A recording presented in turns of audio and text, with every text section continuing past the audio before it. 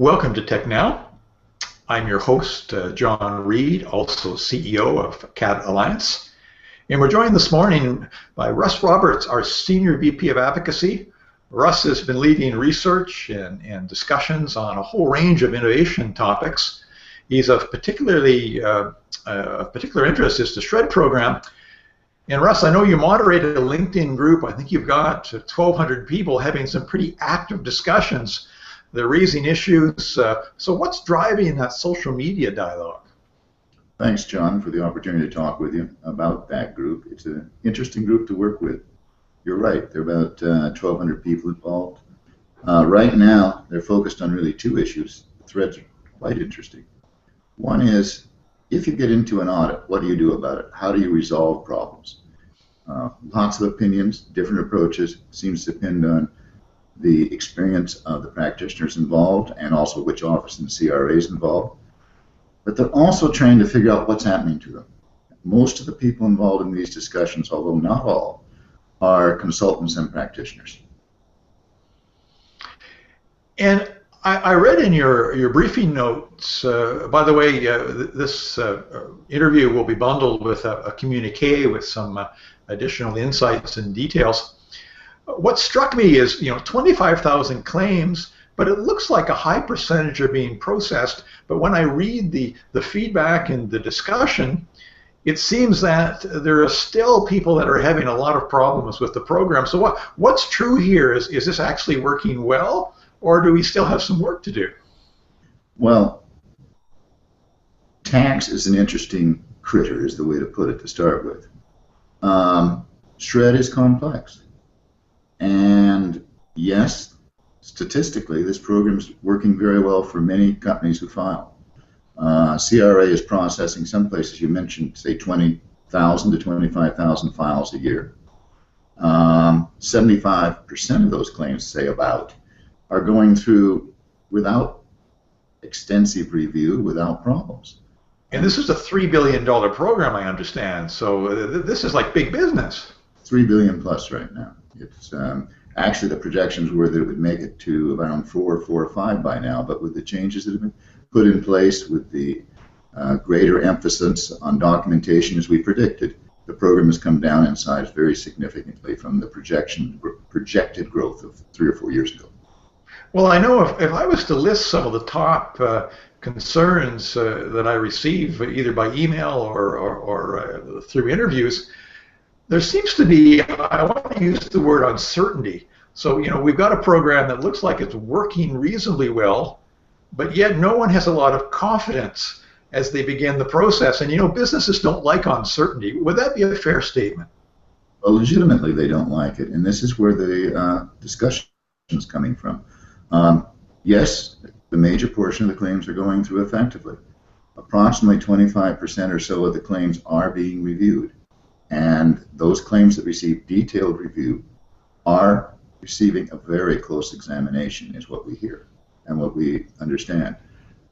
When they're examined, there will be changes quite often, in fact, a lot of times. And also CRA is imposing very strict documentation expectations on how you support your claims. They're using a rigid model, relatively rigid model, that is not necessarily consistent with the way businesses will document engineering or IT projects. In fact, there's a very distinct disconnect there. So to be successful, you have to get your head around CRA's model and have already prepared information that supports the claim as it takes place to really satisfy them if they want it that way. And it seems to depend on, I am going to comment just a little more on this. It seems to depend on which offices are involved and actually which reviewers are involved.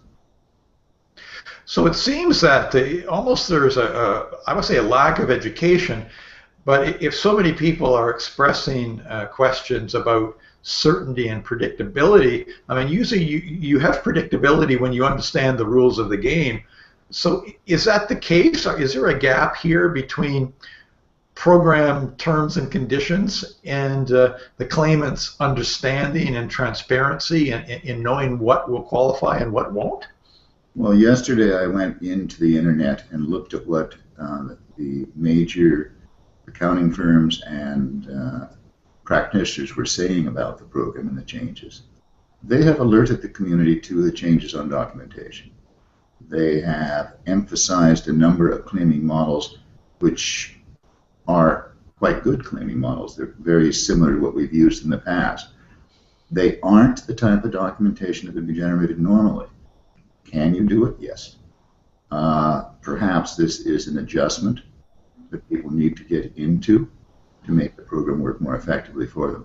Certainly, if you're going to go into a situation and file and depend on this program, you need to be sure you've got your documentation right and that you're actually confident about those who are advising you, that they actually understand how to support these claims currently under what our CRA's expectations. We've commented about this before. And what about the area of redress? You know, when I actually get to a point where I think I need something looked at again, I'm not totally satisfied with the percentage of the claim. What's been your experience with redress? What's the community saying there? Again, it's very mixed depending on who's saying it.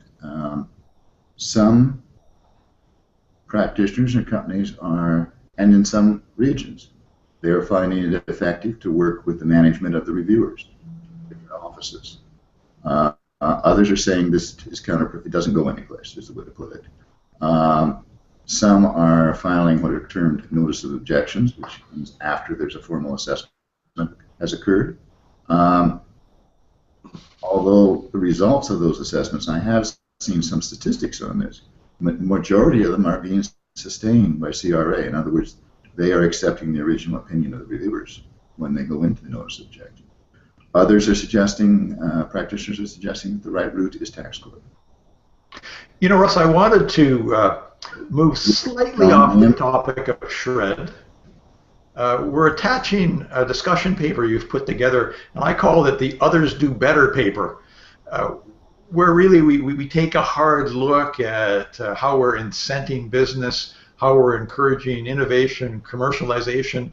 Can you just talk a little bit about, you know, what's the rationale behind tabling that discussion paper?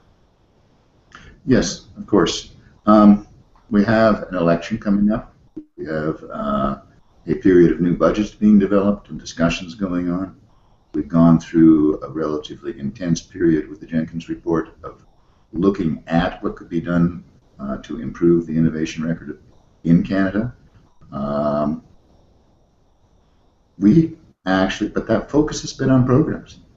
It really has not been on the framework issues of regulation, of the tax framework, etc. It's been really focused on how to improve the program deliveries and the various programs that help businesses. A very significant influencer of the growth of businesses is these regulatory and tax structures and the way they actually reward businesses for growth. And when you read the academic literature on this, and actually when you talk to executives, they are saying that Canada's systems are not efficient, that they actually encourage firms to stay small and to maybe perhaps sell off their technologies too early in their companies. So that's what we want. Russ, you know, I wanted to close TechNOW with a call to action. I've already seen some of the comments on your discussion paper where people are giving some practical suggestions on framework. So our call with TechNOW today, and again, Russ is regularly seeing the regulatory bodies and the key decision makers. I'm asking the community to think about that framework and get back to us with guidance, because our role is to take that message forward so that we can create, I like to call it, the competitive innovation nation. So please contact Russ directly, send us a note. We'd love to interview you if you have some creative thought. So Russ, thanks again for joining us this morning. You've been really a champion for the industry. John Reed signing off for TechNOW.